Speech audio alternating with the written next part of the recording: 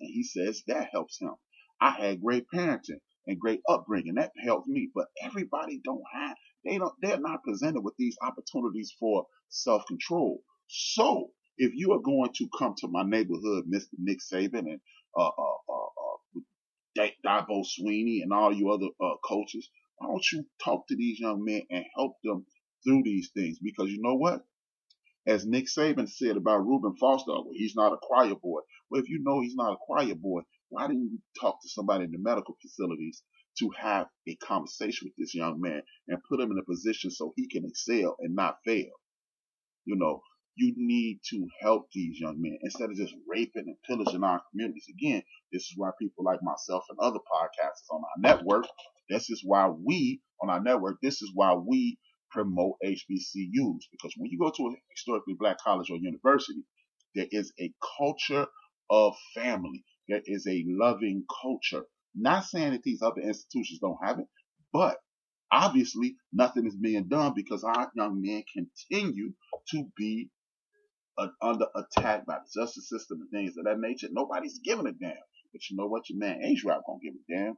And I'm gonna keep tweeting about it. I'm gonna keep talking to my guests about it. And I'm gonna keep talking about it with you guys. Not just when somebody like Tariq Hill's career is in jeopardy. He may be cut and then his life may be he may be flushed right back into the community that he was attempting to get out of. We need to start catching these situations before they get to the police stage, before people are getting arrested, before women are being hurt and or attacked, before young men are flushing their lives down the toilet. We need to address these situations now, not tomorrow. So that's what we need to do. We're going to have to figure out a way to get it done.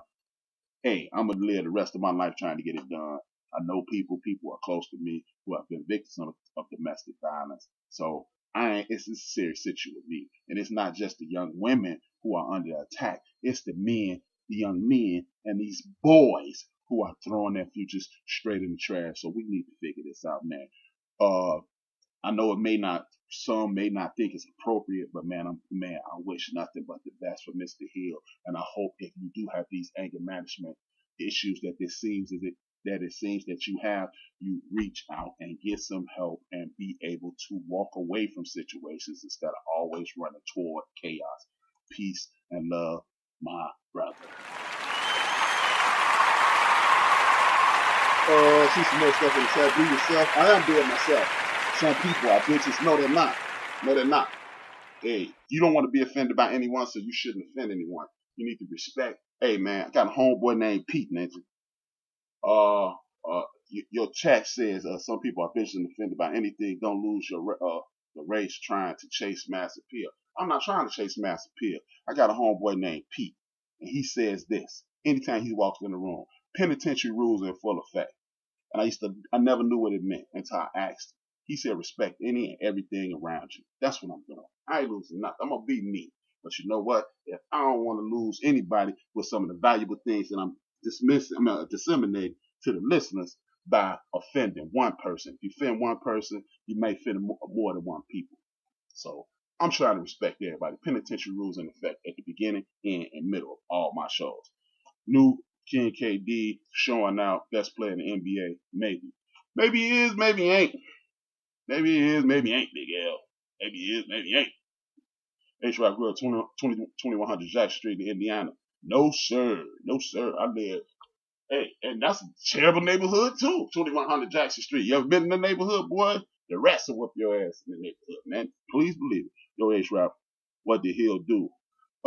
Like I said, there's video and audio out there, Big L, that he potentially threatened this young lady. And before he came in the league, it was an assumption that he hit a young lady in the stomach with a baseball bat. So, saying his son should be scared of him. Look, bro, at the end of the day, if you putting yourself in a situation to whereas things can be taken away from you that you can bust your ass to get, you need to be able to control that. And your son shouldn't be afraid of you. Your son should understand the reasons that you're in his face. My son respects the hell out of me. And I ain't never had to tell him you need to be very afraid of me. I'm a dude with a 25-year-old son. I got a 21-year-old daughter. So my kids, I got sisters, I got nephews. They respect the hell out of me and they wouldn't cross the line. And at no point, on no day, have they ever been scared of me. Did he hit his girlfriend? Allegedly, he did hit his girlfriend with a baseball bat. Yes, he did. Allegedly. This is why Tariq Hill went in the third or fourth round, because there are police reports that state that Tariq Hill hit a pregnant woman in the stomach with a baseball bat. So if you don't think so, what you need to do is look that up, Mr. L. Keep the comments rolling, bro. But respect your point of view, man. Respect the hell out of your point of view. But end of the day, I'm talking about a situation that has been going on, and Tariq Hill is the topic of today. But there have been dozens of other young men who've thrown their lives away because they didn't have the proper self-control. That's what I'm speaking on more than Tariq Hill. Tariq Hill is just the latest person who's been in the mix. I don't want anybody but my community ruining their lives because they have very little or no self-control. Because if someone is recording you as you're speaking, maybe they're setting you up, and maybe you shouldn't be speaking in that fashion, because we know people will put you in a trick bag and ruin your life at any second. So that's why I'm speaking. This is a big difference from fear. There's a big difference in fear and respect. I totally agree, Mo Cheese. I definitely agree. So, that's what I'm saying. That's what I'm talking about more than anything else. I need these young men to excel. I need these young men to be examples in our community. We don't need anybody else flushing opportunities down the drain. Point blank, period. Now, with that being said, I'm going to talk about my brother Steve Smith. Steve Smith, he has a video that went viral when he was speaking about Josh Rose.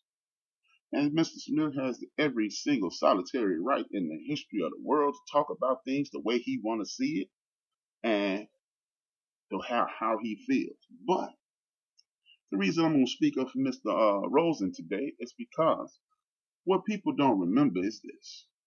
Josh Rosen was the hottest dude smoking in college football 3 years ago.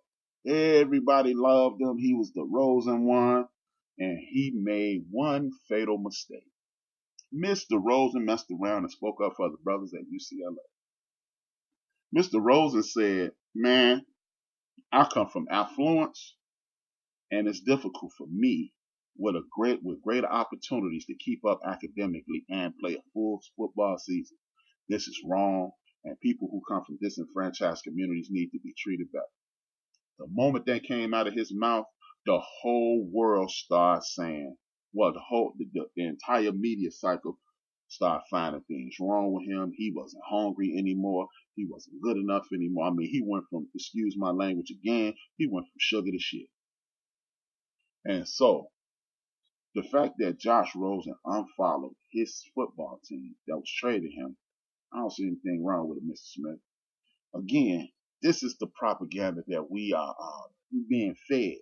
And this is why a lot of these young people lose their cool on these fields, because they tell you need to be emotionally charged and emotionally motivated, and you need to have the right state of mind and get these people riled up, and then when they do something stupid, they go, look at your stupid behind.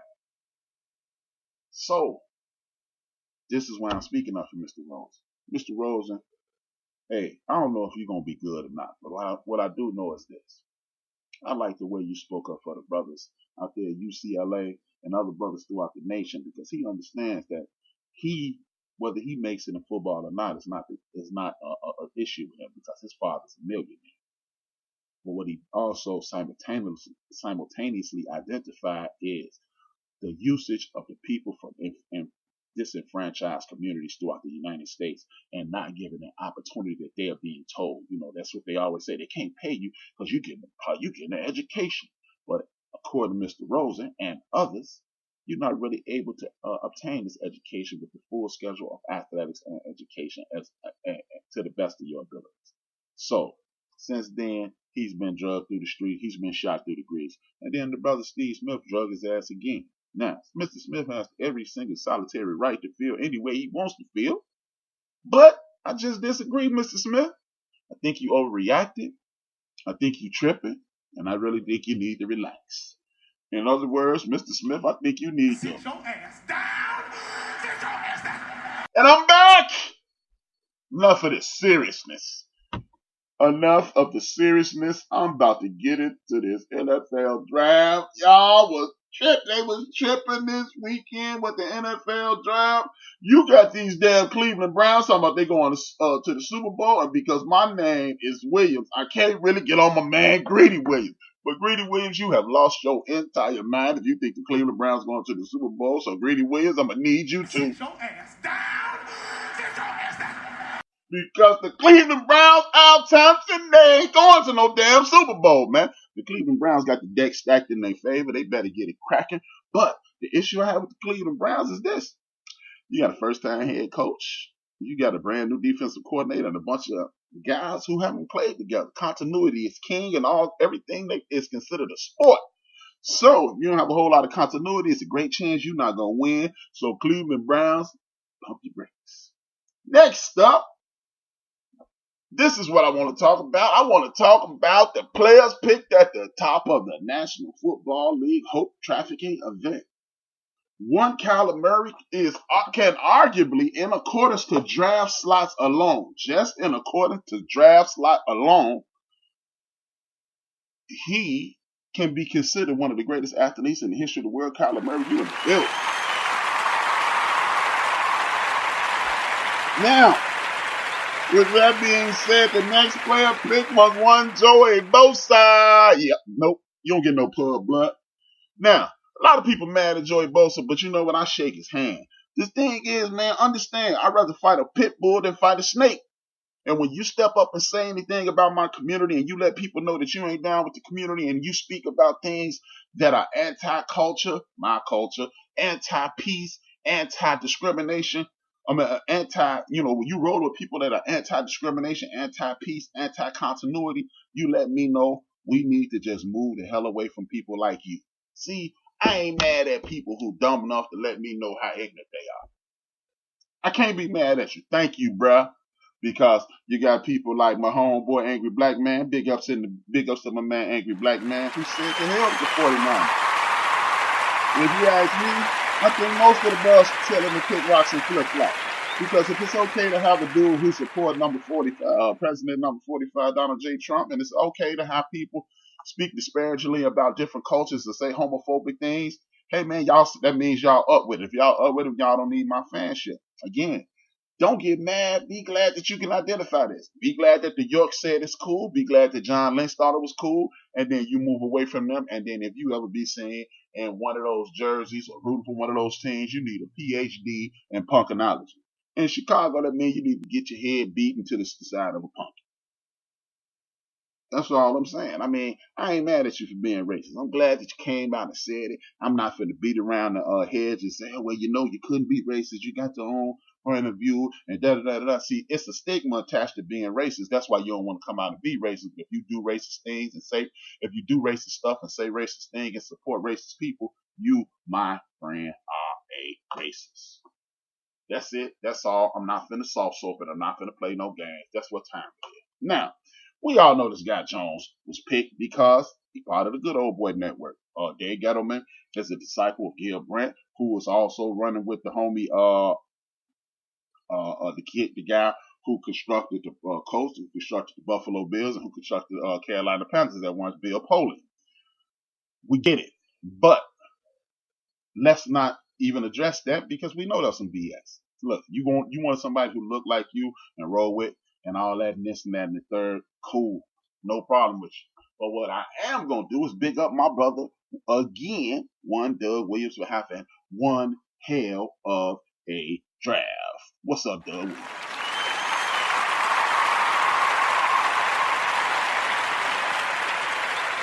You ask why I'm big up in Doug Williams is because Doug Williams did the exact same thing. He saw a guy who looked like him, who played like him, who threw like him. He might not throw as good as Doug. That's kind of pushing it. But he saw things that look like him. See, this is why we need to support teams with people who hire people who look like us. If you don't have nobody in a high position that look like us, then maybe we need to not roll with you. See, start placing your support and your dollars in positions that will benefit people that look like you and sound like you and act like you. XY Radio, for example, XY Radio Network on Spreaker.com. Hit the follow button and you'll be in there.